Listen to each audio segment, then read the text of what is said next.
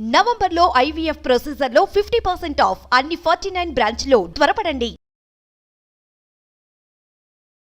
అమ్మా నమస్తే. నమస్తే అమ్మా.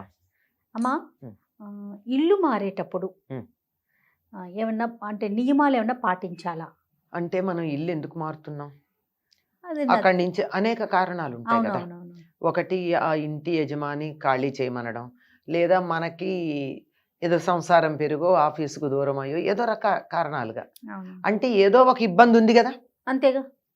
హాయిగా సుఖంగా ఉండి అన్ని రకాల సౌకర్యంగా ఉండేటటువంటిది అయితే మారం. కనుక మారుతున్నాము అంటే ఏ ఇబ్బంది వల్ల మారుతున్నామో ముందు అది పరిగణనలోకి తీసుకోవాలి. ఏదో పిల్లలకి స్కూలు దూరమో, నాకు ఉద్యోగానికి వెళ్ళే దూరమో మొదలైన కారణాలు ఉన్నాయనుకోండి, ఆ రెండింటికి సంబంధించినటువంటి విషయం మొట్టమొదటి చూసుకోవాల్సింది. అది మొదటిది. ఆ తర్వాత మనకి మినిమం ఎమ్యూనిటీస్ కొన్ని ఉంటాయి కదమ్మా, వాటిని చూసుకోవాలి. అంటే నీళ్లు, తర్వాత డ్రైనేజీ, ఇవి బయట నుంచి కనపడేవి. కానీ ఒకసారి ఉండడం మొదలు పెట్టాక బాగా చూసుకోవాల్సింది గాలి వెలుగు వస్తున్నాయా లేదా. ఇది సాధారణంగా ఫ్లాట్ కల్చర్ ఉన్నటువంటి చోట ఇది ఎందుకో అప్పుడప్పుడు మర్చిపోతూ ఉంటాం. ఏ మనకి తీరిక లేక ఏ రాత్రి వేళ వెడతాం చూడ్డానికి, బ్రహ్మాండంగా కనపడుతుంది. తర్వాత గనక తీరా అన్ని వ్యవహారాలు తేల్చుకుని చేరిన తర్వాత పగలు కూడా లైట్ వేసుకోవాలి, ఫ్యాన్ వేసుకోవాలన్న పరిస్థితి ఉంటుంది. అది ఉందా లేదా అన్నది చాలా గమనించుకోవాలండి. ఇంకా తర్వాత వాస్తు నమ్మకాలు ఉన్న వాళ్ళు అది చూపించుకోవాలి. కానీ వాస్తు కూడా ఏం చెప్తారు అంటే 1000 గడప దాటినటువంటి గ్రామాల్లో పూర్తిగా వాస్తు గురించి అంత పట్టింపు అక్కర్లేదు అన్నారు. వాస్తు అంటే అసలు ఏమిటి? వసు అంటే ఉండడం, ఉండేటటువంటి దానికి సౌకర్యంగా ఏర్పాటు ఏది ఉంటుందో అది. అంతేగాని వాస్తు ప్రకారం నువ్వు ఈ తలుపు అక్కడిది అంటే ఇక్కడి నుంచి వంటింట్లోకి వెళ్ళడానికి 3 మెలికలు తిరిగి వెళ్ళేటట్టుగా పెడితే అది వాస్తు అవ్వదు కదా. అవును. అందువల్ల ఉండడానికి సుఖంగా ఉండేటటువంటిది, సౌకర్యంగా ఉండేది. దాని ప్రకారం కూడా వాస్తుశాస్త్రం మూలాల్లో గనక వెళ్ళి చూసినట్టయితే గాలి వెలుగు ధారాళంగా ప్రసరిస్తూ ఉండేటటువంటి పద్ధతికే వాళ్ళు ఏర్పాటు చేసింది. తలుపు ఎదురుగా తలుపు ఉండాలి, లేదా కనీసం కిటికీ ఉండాలంటే ఏమిటి? వచ్చినటువంటి గాలి మళ్ళీ ఇలా వెనక్కి కొట్టుకుని వెళ్లకుండా అలా వెళ్ళిపోతూ ఉంటే తాజా గాలి వస్తూ ఉంటుందని అర్థం. అట్లాంటివి చూసుకోవాలి, మినిమం అవి. అదేవిధంగా ఈశాన్యం ఒకటి కాస్త ఖాళీగా ఉండేది చూసుకోవాలి. ఈశాన్యం ఈశ్వరుడి యొక్క స్థానం, దైవానికి స్థానం కనుక ఈశాన్యం వైపు మనం లోపల, ఇంటి లోపల పెరడు అవి ఉంటాయి అని ఊహించటం కూడా చాలా తప్పు, ఉండాలని అనుకోవడం కూడా తప్పు ఈ కాలంలో. కనుక ఉన్నంతలో ఆ ఈశాన్యం చాలా అంటే లోపల వైపు అయినా ఉండి దేవుడు పెట్టుకోవడానికి అక్కడ కాస్త చోటు ఉంది. అంటే మనకున్నటువంటి స్తోమత కూడా ఆలోచించుకోవాలి. నేను ఇంత ఏదో 3 పడగదులు ఉన్న ఇల్లు అంటే అది వేరే మాట. అట్లా కాకుండా 1 బెడ్రూమ్ ఉన్న ఇల్లే నేను తీసుకునే పరిస్థితులు ఇవన్నీ చూసుకోవడానికి వీలు కాదు. కానీ ప్రత్యేకంగా ఒక గది కాకపోయినా ఒక మూల, ఆ ఈశాన్యం మూల కాస్త ఖాళీగా ఉండి దేవుడి పటమన్నా పెట్టుకోవడానికి వీలుందా అది అన్నది గమనించుకున్నట్టయితే మిగిలింది బాగుంటుందమ్మా. గాలి వెలుగు ధారాళంగా ఉండాలి, ముఖ్యంగా వంటగదిలో.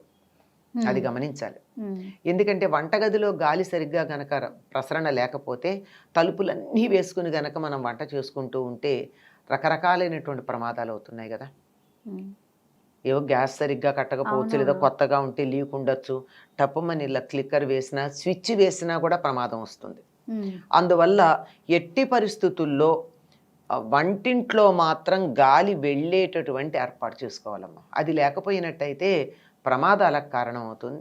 అలాగే పడగదుల్లో కూడా గాలి వచ్చేట్టున్నట్టయితే హాయిగా నిద్రపడుతుంది. వాస్తుశాస్త్రం నేను పేర్లు చెప్పట్లేదు, కానీ దాని ప్రకారం వాళ్ళు చూసేవి ఇవే రిజల్ట్. అవును, ఈ రిజల్ట్ వచ్చేట్టుగానే చూసుకుంటారు. అందుకని ఇటువంటి మినిమం గనక చూసుకున్నట్టయితే బాగుంటుంది. నాకు తెలిసి చాలామంది ఒక అభిప్రాయంలో ఉంటారు, అద్దె ఇంటికి కూడా వాస్తు ఏమిటి అని. కానీ అద్దె ఇంట్లో ఉండేదెవరు? మనమే కదా. మనమే. నిజానికి ఈ భూమి మీద అద్దెకు వచ్చాం మనం ఉండే ఇళ్ళన్నీ అద్దె ఇళ్ళు, ఆఖరికి శరీరం కూడా అద్దెకున్నదే. మరి దీన్ని ఎంత బాగా చూసుకుంటున్నాం? అవును. అందుకని ఈ శరీరాన్ని ఎంత బాగా చూసుకుంటున్నామో, అద్దెకున్న ఈ శరీరాన్ని, జీవుడు అద్దెకున్నాడు కదా ఇందులో, అవును. అయ్యాక పాడైపోతే వదిలేసి వెళ్ళిపోతాడు. అవును. కనుక దీన్ని ఎంత బాగా చూసుకుంటున్నామో, ఉన్న ఇంటిని కూడా అంత బాగాను ఉన్నప్పుడు చూసుకోవాలి, ఉండడానికి ముందు చూసుకునే అవకాశం ఉంది. ఈ శరీరాన్ని చూసుకునే వీలు లేదు, కానీ దాన్ని చూసుకునే అవకాశం ఉంది కనుక దాన్ని జాగ్రత్తగానే చూసుకోవాలి. అమ్మ, ఇల్లు మారేటప్పుడు సహజంగా మనం మంగళ శుక్రవారాలు చూస్తుంటాం కదా, అవి పాటించాలా? అసలు దేనికైనా పాటిస్తాం కదమ్మా. మంగళవారం మారు కోరుతుంది అంటారు. మంగళవారం నాడు ఇల్లు ఖాళీ చేసామనుకో, ఈ ఇంట్లోకి వచ్చాం, మళ్ళీ మారుతాం కదా. అంచేత శుక్రవారం దేన్ని వదిలిపెట్టి వస్తే మంచిది కాదని కనుక వదిలిపెట్టారు అంతే, అంతకన్నా ఇంకేం లేదు. కానీ మంగళవారం మాత్రం ఏది చేసినా రిపీట్ అవుతుంది. అందువల్ల మారటం అన్నది మంగళవారం పెట్టారనుకోండి, మళ్ళీ మళ్ళీ మారుతూ ఉంటారు. ఎందుకు వచ్చిన శ్రమ? అంతకన్నా ఇంకేం కారణం కాదు. అయినా కుజుడు అంత స్నేహపూర్వకంగా మైత్రితో ఉండే గ్రహం కూడా కాదు. ఆ రోజు ప్రభావం కుజుడు ఎక్కువ ఉంటుంది కనుక ఆయన ఎందుకు మరి అంత అప్పుడప్పుడు ప్యాంపర్ చేస్తే నెతికెక్కుతారు. ఎందుకు వచ్చింది? అందుకని కాస్త ఎంతలో ఉంచాలో అంతలో ఉంచితే చాలు, అంతే, అంతకన్నా ఇంకేం లేదు. చెడ్డవాడని కాదు, కానీ ఆయన లక్షణం అది. దాన్ని బట్టి మనం ఉంటే మనకు ఉపయోగపడతాడు, సరిపోతుంది. అమ్మ, వీటితో పాటుగా మనము అద్దె ఇంట్లోకి ప్రవేశించేటప్పుడు కూడా ఏమన్నా నియమ నిబంధనలు ఉంటాయా పాటించాల్సినవి? తప్పనిసరిగా ఉంటాయమ్మా. చెప్పాను కదా, అద్దె ఇంట్లో మనం ఉంటున్నాం కనుక మన సుఖం కోసం చూసుకోవాలి అని చెప్పి పాలు పొంగించటం తప్పనిసరిగా, అద్దె ఇంట్లో పెడుతున్నా పాలు పొంగించటం మంచిది. ఎందుకంటే పాలు ఎలా పొంగాయో అందులో ఉన్నటువంటి వాళ్ళ జీవితం కూడా అలా సంతోషంగా ఉప్పొంగిపోతూ ఉంటుంది అని చెప్తారు.